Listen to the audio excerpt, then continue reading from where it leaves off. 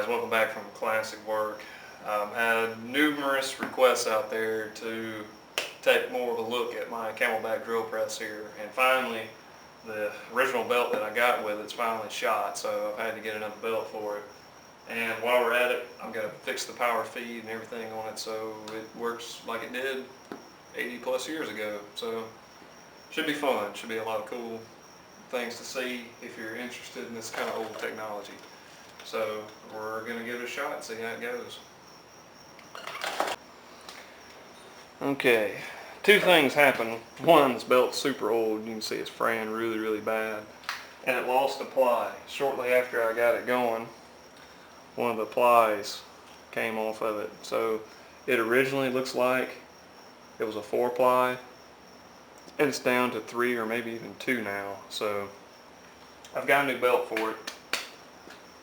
And should be a big, no, not a real big deal, but the thing is, if I can find it, there it is, we've got to put a splice in it like this right here. Well, you can't see it, can you? There you go.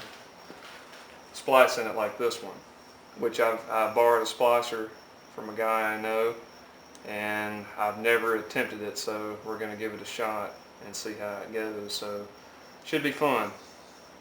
But anyways, what's happening is, since it's lost a ply, it's stretched a little bit, and you can see that it's not tight. That's a fair bit of play. That's at least 3 inches, and I would imagine it needs to be a good bit tighter than that so it doesn't slip the belt. But got to do that, and the power feed up here, I'll show you what it's doing as well. Alright, same with the power feed. So many years it's done gotten loose. There we go. Now it's got a finer splice on it. The good thing is I've got one that's that style. See how much slack it's got in it? It doesn't need all that. It needs to be a lot tighter than that. So we fixed those two things. Power feed should work. I got to oil it up. It's got a bunch of schmoo and crap on it, so got to fix all that. And should be back in mint condition, man. Now this thing right here is really cool. This is a hand-powered belt lacer, more or less. It's got teeth up here in the front for the lacing material. You can see right here to fall into those grooves. And you put your belt in there, and you get on the back of it. You actually stand on this, and you flick it up, and grab both handles and press down a little bit, and then come forward, do it again. Keep doing that until you get it flat. Very old technology that still works really well. So you got to have old tools to work on old tools. So I'm going to get it set up. I've never used this before, so somebody's going to be out there yelling at me, telling me I ain't doing it right. But have a real nice gentleman show me how it kind of works. So we're going to go through the motions and see if we can't get it to work.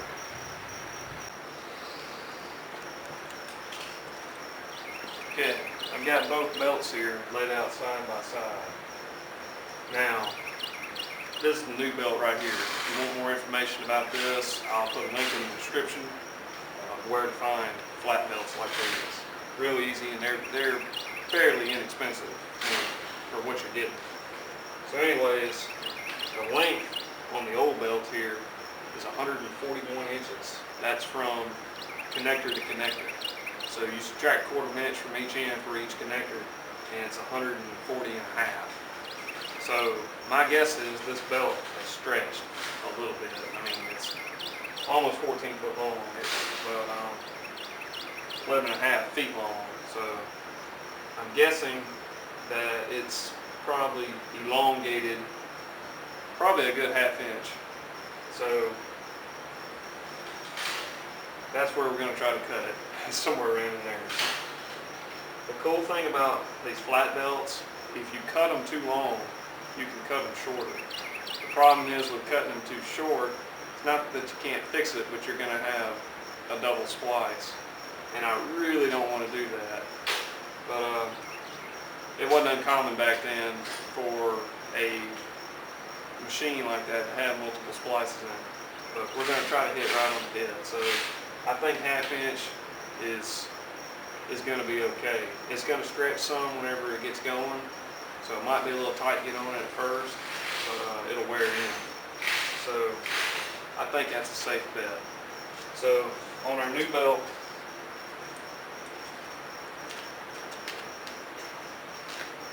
we're going to measure this one. Take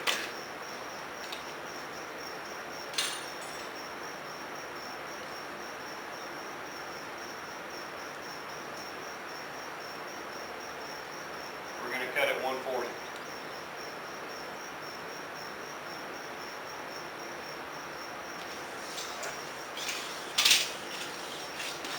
And we'll hope that's right. I've never done this before, so we'll see how it goes.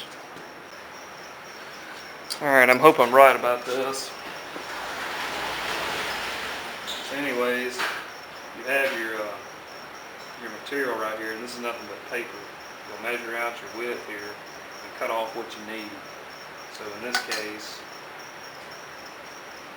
you can go right there.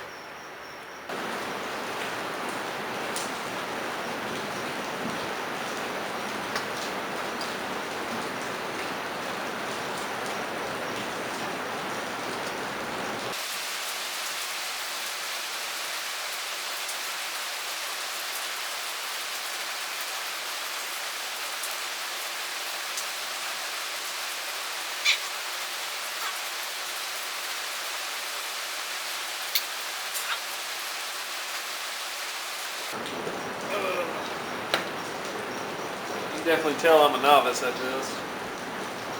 Apologize for all the rain. We had a rain shower pop out of nowhere.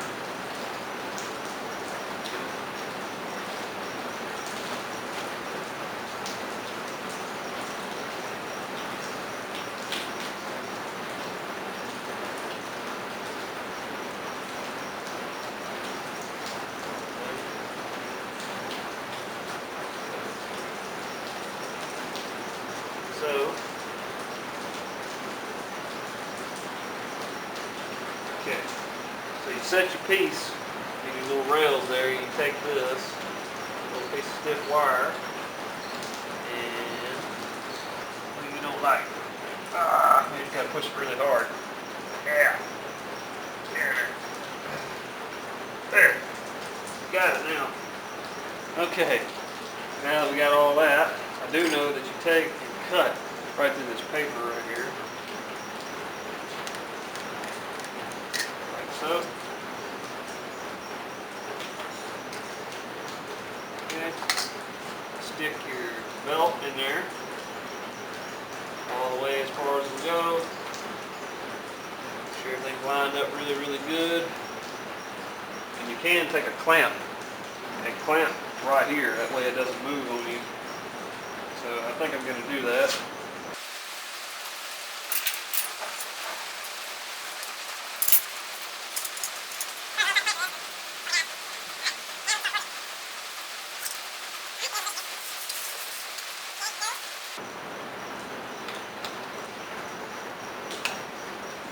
Okay.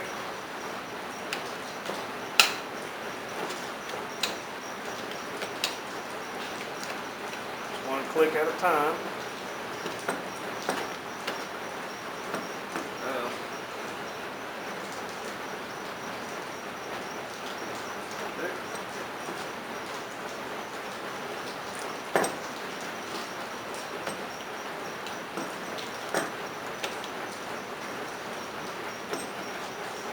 Enough to grab. Put this on the board or something.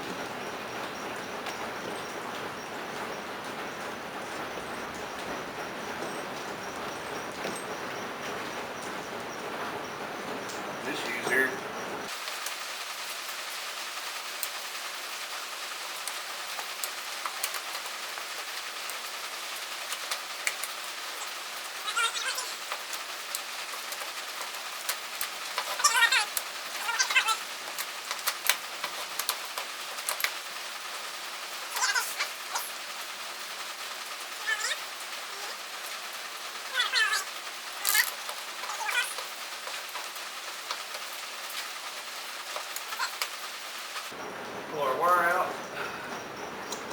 clamp off.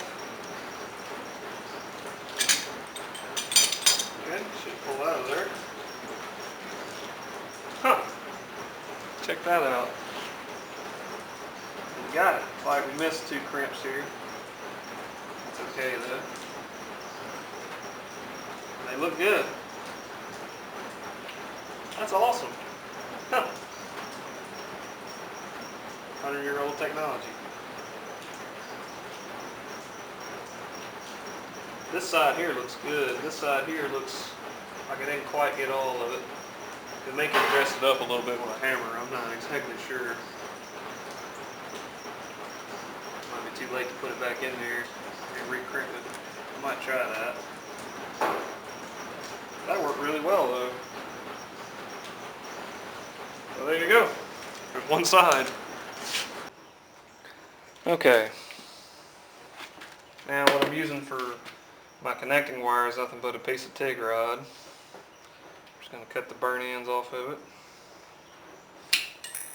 Okay. Then like a slight hook in it.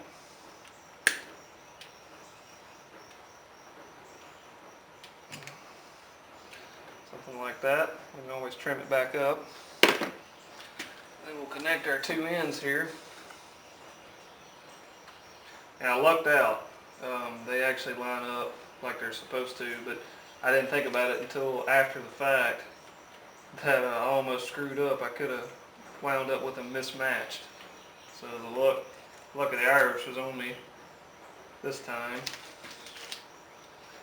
So there you go, something like that. And then we'll have to cut this end off here and bend it as well. So I'm going to cut a little extra length. Something like that. And we'll bend this as tight as I can get it.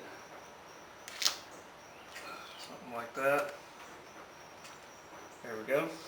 Cut that excess off. Okay. Cut the excess off with this one.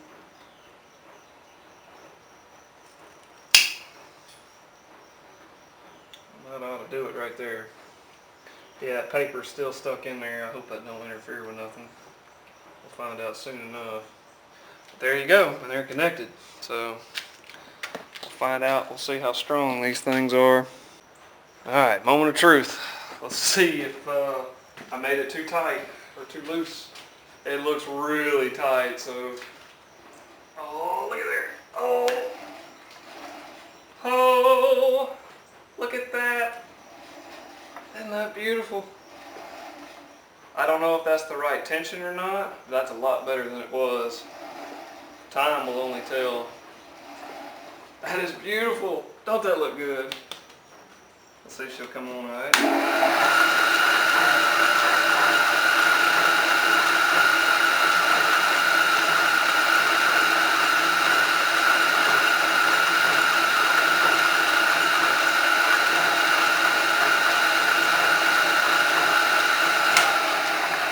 That looks really good. Really good. It probably could be a shade tighter, but that is so much better than it was. So much better. Good stuff. So I dialed it in pretty close. So I'm happy with that. Here's our splice up here. And we'll see how it does. Man, yeah. Alright, next one's power feed, so let's take a look at it. Let me show you what I got going on here. I was going to try to save this belt and reuse it, and I was trying to take the pin out and it's got a tear in it. I don't know if you can see it right there. And I believe if we cut it right there it's going to be too short. So luckily I did order a belt for it, so I wasn't just planning on doing just that. But so we're going to use a new belt. But we need to take this one off to see what our length is and see how much we need to take out of it. This one here, I think we're going to have to take a little bit more because it's got more slack in it than our big belt did. So let me get it off of here and we'll measure it and see. Okay, I've got our dry belt here cut off. I had to cut it off right here. I couldn't get the pin out where the junction is. So I'm having to sit here and kind of figure this out in my head. This is something I didn't talk about earlier, because I wasn't sure, but now I kind of am, is this junction right here, you have to account for that in your total length. Meaning that this splice right here, you've got to subtract the difference between this splice and the one that you're going to put in. So for instance, this splice right here takes up 1/4 of an inch. Every time that you stick one onto the end here, you add 1/4 of an inch to it, to your total length. So if you put 2 on there, that's 1/2 an inch. So to compensate for that, you have to subtract 1/2 an inch from your total length in order for this to come out right. So that being said, I think the total length on this piece here is 31 7/8. Now this junction right here is smaller than these. This is smaller gauge wire than these. It's only taking up 1/8 per side, so that's 1/4 inch total. If that makes any sense, I know this is going to sound really weird, but you have to account for that. So you subtract 1/4 inch total from our piece here, which we're going to round up just a little bit and say that that is 31 9/16. Okay. Now then, this right here is going to add 1/2 an inch to it, so we got to subtract 1/2 an inch, so it'll be like 31 1/16. So we can round down just a little bit if we have to. And now we got to subtract all the slack that's in there. So that's where it gets a little weird. We don't know how much it is. So I think I'm going to go 1/2 inch again. I know it's a lot of numbers to throw out there, but I'm just trying to walk you through the process of what I think is right. So, what do we say? So we got 31 7/8 minus that, we got 31 1/16, and we're going to subtract another 1/2 inch. So 30 9/16 is going to be the length that we're going to cut. So hopefully that's going to be right. Could have just said that from the beginning. But I want you to have an understanding in case you got to do this yourself, because there is nobody out there that explains this kind of stuff. And you got to get it right. If it's too tight, then it won't go on. And if you do get it on, you're going to wear your bearings out or your bushings out quicker. So, and if it's too loose, it's not going to pull. So you got to find the happy medium in there. So hopefully we get this right. So I'm going to cut it that, and we'll go back to stitching. Alright, we'll get a little closer down to the floor with me so you can see a little bit better. Once again, I've got, I think it's going to be just enough for our last little piece here. We're going to measure it out by eye. Right here is where we want to cut. Right there. We cut there.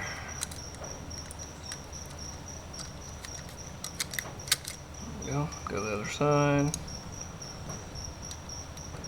So it's a little hard to cut. It's older paper.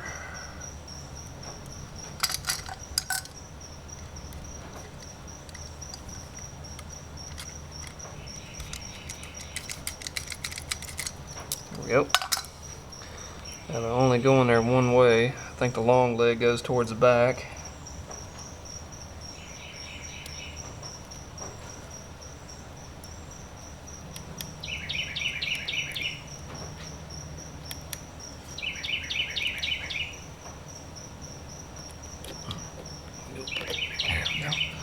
Alright, got the paper. Okay, pull the paper off. I guess it should go without saying, don't cut the hell out of yourself on them little things. Man, that looks menacing. I'd hate to be this piece of leather. Alright, close her down.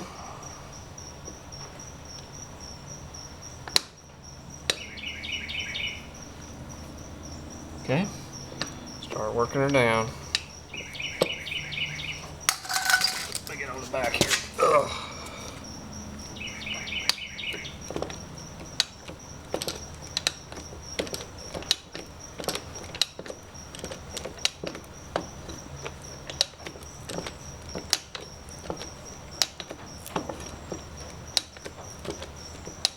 wonder how many belts the splicer has spliced.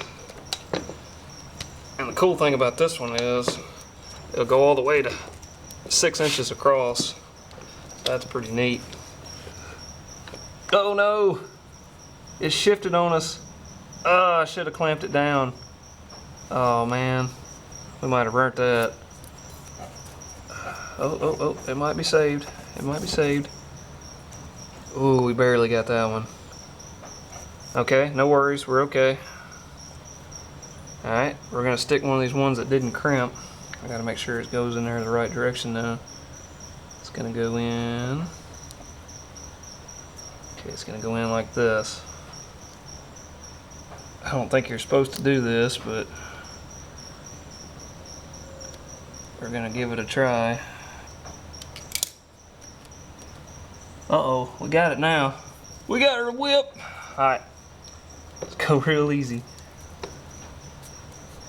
Maybe I should put a clamp on there now.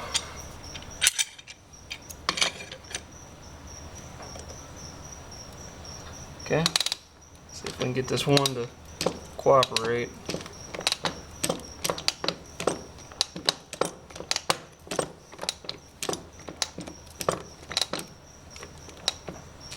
There we go. Should have done it. Look at there. Saved by the bell. And ta-da! We got it. Barely, but we got it. Man, yeah. Alright, last one, guys. Moment of truth. Let's hope we got this one. Alright, so now here's the rub. We've got to make this smaller so we can line up good on our other side there. So we've got to not have as many. So I think all we need is one offset, so I'm going to cut it right here. Because if you don't have your offset, then you'll wind up with a belt that runs crooked. At least I think that's right. Seems right to me. Watch me as I cut the ever living snot out of my hand.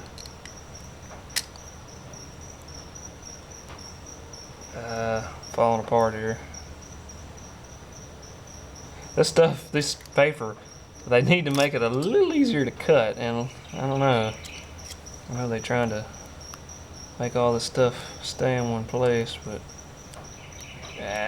booger. There we go. Alright, good enough. Alright, let's try again. Let's put this in there. You know, I've worked in farming industry all my life, but this is bygone technology. We don't use anything like this hardly anymore. I'm sure there's some people who do. Once again, take the paper off. Alright, I'm going to watch my line up this time and put a clamp down so we don't have that problem happen to us again. So, real gently, we're going to square it up best we can, just like so. Put a clamp on there. I apologize if the clamp is getting in the way here. Might have to move the camera. Let's see if y'all can still see. There you go. Alright, second verse, same as the first. Come on down to you grab one click at a time.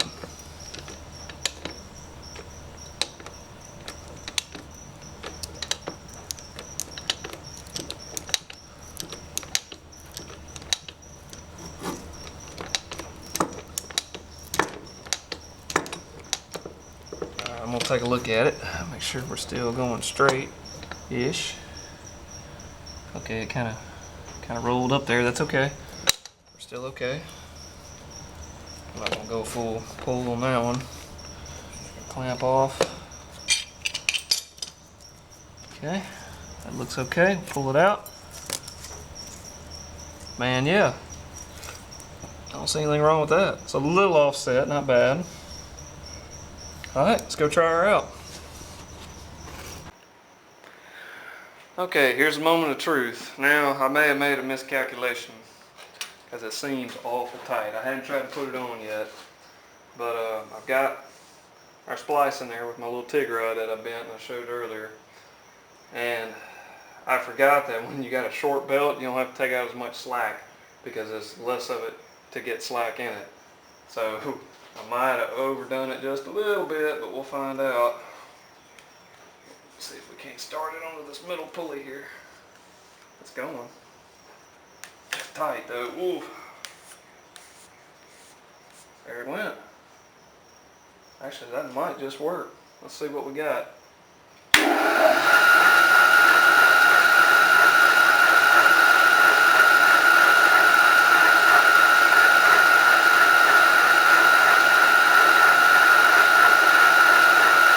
It looks okay.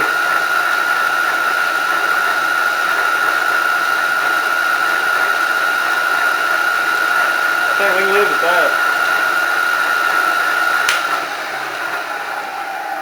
A lot more tension in it than it did have, so oh yeah, that's much better. You may be asking why this belt is leather, and if y'all haven't guessed, this big belt over here is not. The biggest reason why this one's leather is really good against oil. You put oil on leather, it actually, I wouldn't say it gets stronger, but it's resistant to it, very resistant. And it keeps it from cracking and a whole bunch of stuff. As you oil this machine, this oiler up here leaks onto this pulley right here. And what happens is this belt gets saturated. And if you were to use another type of material like rubber or cotton or any other material, it would slowly degrade it because of the oil getting into it and working away at the fibers. So leather is very good against oil. Okay, I'm going to show you how the power feed works on this machine real quick. So you'll run your quill all the way down till you touch your part. I'm doing it with the machine off so you can hear me talk. Then on this lever right here, right above this handle, you can pick up on it. You may have to adjust it.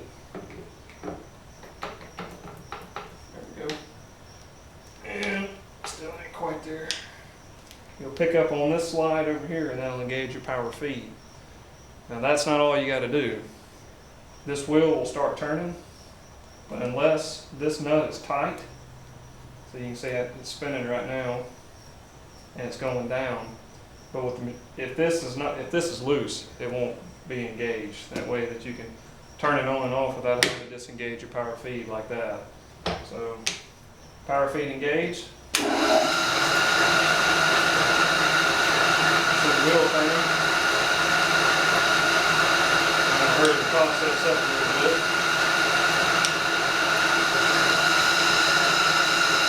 But that acts as your clutch. That way you don't break something.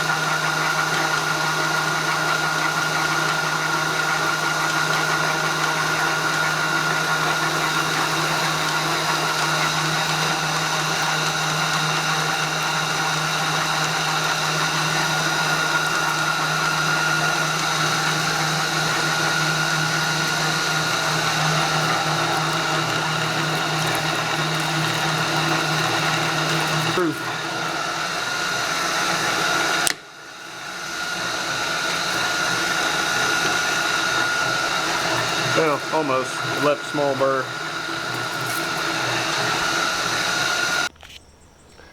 As you can see here, this is an 1 5/16" hole, like I said before, so it's pretty good size. And this machine is capable, from what I've read, of drilling 1.5" holes. And it'd probably do more than that. If you were to do a pilot hole like I did on this one, it's probably capable of drilling much more. It's all about the RPMs and how much force you can put down on it. So very impressive. If this is the first time y'all ever seen something like this is known as a Camelback drill press. And they're a dying breed. There's a lot less of them than it used to be. And they're roughly 6 foot tall, maybe a little taller. And they're all different kind of configurations. This one right here is mostly flat drive, flat belt driven. There's some of them that are gear driven. There's tons of different configurations of these presses.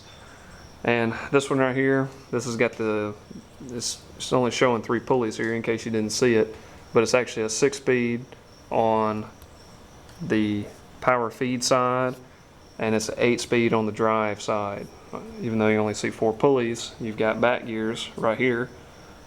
Take this pin in and out, and you can access these gears to get lower reduction on your drive.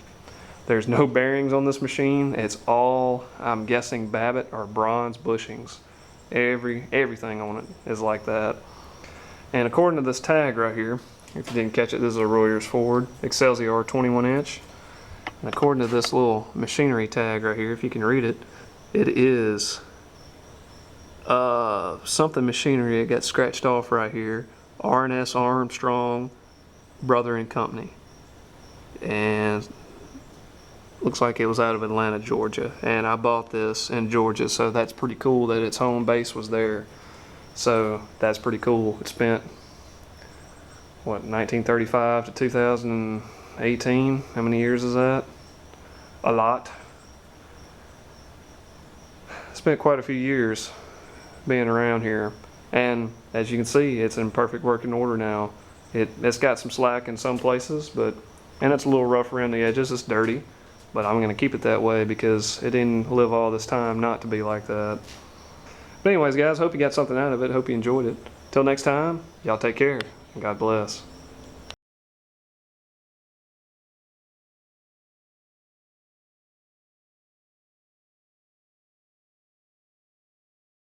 Hey guys, Ethan here from Classic Work. If you're new to the channel and you would like to sponsor or help my channel out, you can sponsor Classic Work by going to your local businesses and privately owned companies, because that's the lifeblood of this country, at least, is the small business owner. You know, go to your mom and pop stores, go to individuals that's worked and actually done something, you know, other than big corporate companies and stuff like that, because everybody misses them when they're gone. But it's us that keeps them alive. So go out there and support your local businesses today.